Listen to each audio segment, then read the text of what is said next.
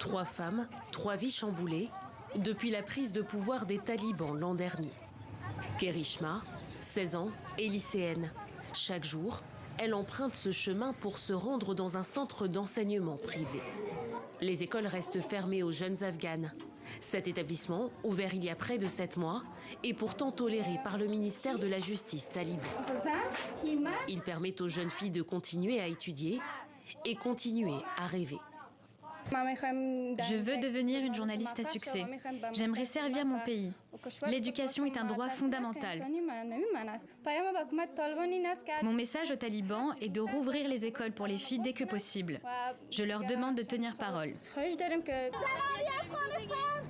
Protester pour le droit d'étudier, de travailler, pour l'égalité et la liberté. Depuis 1 an, les Afghanes refusent de rester silencieuses. Elles bravent régulièrement l'interdiction de manifester.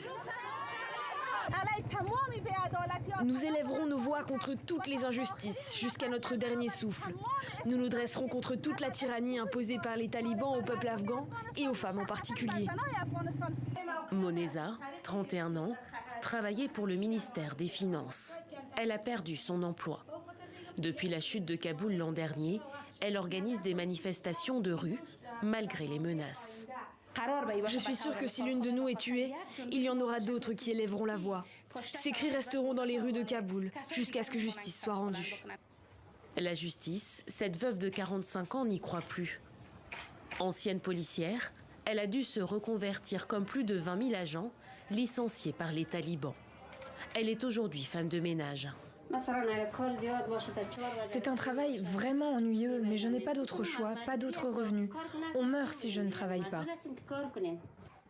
Goulestan tente de prendre soin de sa famille, mais peine à joindre les 2 bouts.